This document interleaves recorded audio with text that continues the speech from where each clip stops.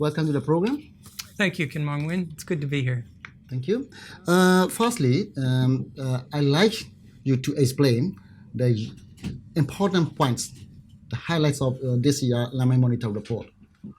This year's Landmine Monitor Report, for your listeners who may not be familiar with it, it's an annual report that's put out by the International Campaign to Ban Landmines, which is a non-governmental movement that's been in place since 1992, and this is the 17th year we've done it. And it's not just a Myanmar-specific report. This is the country report from a global report in which we report on every country. The significant finding this year is that casualties continue to occur in the country. There has been no mine clearance whatsoever. And today at a press conference, I told people that since peace talks began in 2012, 448 people have become injured or killed by anti-personnel mines in this country because there is no clearance going on. Okay. You also mentioned in the report that the Myanmar government has not acceded to the Landmine ban treaty yet. Can you please explain about what are the reasons, anything you know about that? 80% of the world's governments have now joined this convention. It's what the United Nations Secretary General calls a near universal convention. But not United States. Huh? But just not United States. The United States is actually moving much closer. They made a major policy statement at our review conference last year, and they've basically destroyed their entire stockpile of anti-personnel mines. They're getting very close to the convention. However, Myanmar is yet to get close to the convention. They did not attend as an observer a single meeting last year, and last month they voted against the annual General Assembly resolution on the mine ban treaty. They have given as a reason that they're pursuing a ceasefire agreement on a national level and therefore cannot be involved in mine clearance. They do not talk about a landmine ban whatsoever. But the president, Thein Sein, also mentioned in his speech, in one of his speeches, that he said they still need to use landmine, to defend themselves. Can you please explain about that? What does president's speech mean? Well, really, if you discuss with military people, there's no military utility for the anti-personnel landmines. How are they going to use them? One of the representatives from Myanmar said to me, well, we're between China and India, which are very large countries, and we need landmines to defend themselves. But really, this is just an excuse. If they laid every mine in their arsenal, they're going to stop a concerted push by the People's Liberation Army if they intended to invade this country for maybe 4 or 5 hours. It's not reasonable militarily. It's just an excuse. Okay.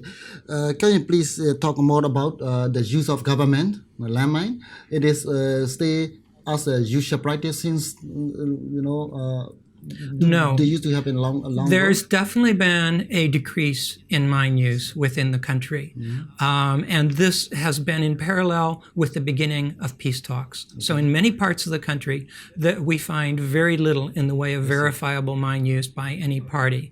Now, there is still armed conflict going on in the north, and that is where we do find some instances of landmine use, which is Kachin State. The conflict in Kachin State and Shan State, the landmines are being still used there? Yes, they are. Okay. And how about non-state groups like the ethnic armies? Are the use of these groups increase or decrease last 1 year? In the last report that we have noted that there is use by the Arakan Army in Chin State and also the Kachin Independence Army in Kachin State and northern Shan State. I see. Those who are having conflict with the government are still using landmine. At least in some cases, we find that is the case. But compared to the last 12 months, so it is in general decrease or increase? We can't tell. We don't have enough field information to make a statement of that kind. Okay. How about the casualties? So can you document any casualties last 12 months? It's compared to last year, it is increasing or decreasing? The number of casualties that we've put in our report this year is more than the last 2 years combined, but we cannot make any trend statements. We can't say whether the overall casualty rate is going down, going up, or staying the same, because our figures are not universal. No one knows precisely how many mine victims there are in the country. There's no official data. This is solely based on the number that we can count, and our sources of information change from year to year. So even though we have recorded a slightly higher number this year, we can't say that that means the number of mine casualties is going up. We just don't have enough comparative data. So in which condition you believe you will be able to get kind of universal information? Of course, obviously there are some conflicts going on. You cannot go and collect information. In what kind of condition you believe you will get information covering the whole country? Well, as a comparison, Afghanistan and Colombia are both countries with a high landmine casualty. They are the top two.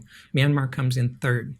And so those that means Myanmar is top in the region? Can we say that? In this ASEAN region or Asia region? Yes, we can say that. However, Afghanistan and Colombia are parties to the 1997 Mine Ban Treaty. The government is not laying any mines in those countries. We have very good medical surveillance systems there, and we believe that our figures are very accurate. Here we don't believe our figures are accurate at all. So it's quite possible that within the global rankings, Myanmar is higher than number 3. I see. So in those countries, there are good programs going on to provide assistance to casualties and to know exactly how many there are because those governments joined the Mine Ban Treaty. Here, they haven't. Okay. In your report, you mentioned international organizations working on kind of victims assistance. Can you please briefly mention about victims assistance and rehabilitation? This is the one bright spot that we have in our report. Over the past 3 years, victim assistance or assistance to people who were injured by a landmine has increased every year. They have better access to prosthetic services, better access to rehabilitative care, and this looks set to continue to increase. Most of it is due to an increase of international assistance by very many NGOs, some supporting government centers, some running their own programs. Part of this is due to the fact that Myanmar joined the Convention on the Rights of Disabled People. And this is good news for all disabled, including the landmine disabled. And the National Assembly passed the implementation law for that convention last June. So Myanmar is to be congratulated on that, but they will need a lot of help to implement that law. At least there are some positive developments in this country. Okay, good. Because of political changes in this country last 4 or 5 years back, victims assistance might be increased because of international organizations coming in and supporting them. Can we say that the victims assistance is improving? Oh, definitely.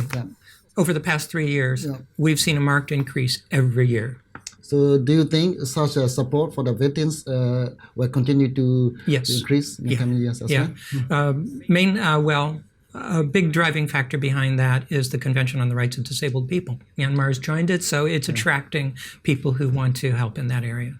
I'd like to go back to the earlier discussion regarding the government assistance to the Landmine Ban Treaty. Previously, we had military government, and this government is not ready yet. But in the old days, even in old days, your organization worked with a main opposition party, NLD and CRPP at the time. So they mentioned that they were signed. They will accede to the Mine Ban Treaty once they became the parliament or they became government. Now NLD has won landslide in a general election. Are you optimistic that NLD-led government were trying to accede to this Mine Ban Treaty? That's correct.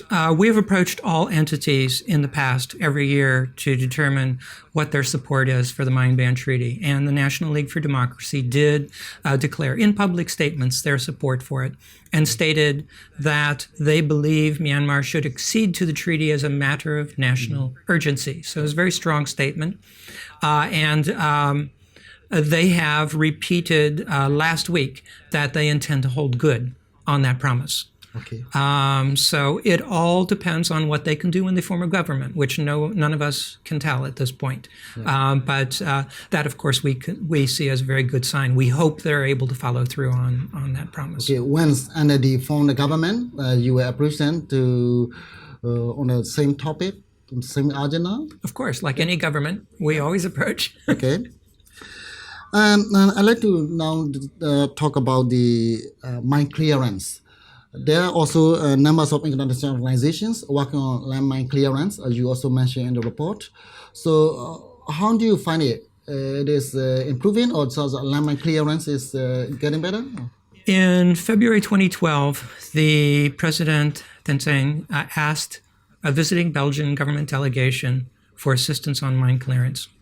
Okay. That opened the gates. 8 different clearance organizations came in, set up shop. Many governments pledged money, and no clearance occurred because there were no permits to do clearance on the ground. And so now that money is beginning to drift away. The donors are taking it to other places where it is being spent on clearance. So there is no clearance going on today. They have never gotten permits to do clearance anywhere in the country. I see. So again, this should be one of priorities for the new government. There's no reason why they can't begin clearance now. Yeah. The previous government or the current government said that they couldn't do clearance because of the NCA process. However, we did not accept that. There's no reason why they couldn't begin clearance in areas that were not militarily important to anyone, and yet were impacting the civilian population in those areas. There are many of those areas in the country. Doesn't bother anybody militarily. There's no activity going on there. There hasn't been for a long time. They could start clearance there. And clearance is only good for supporting the peace process.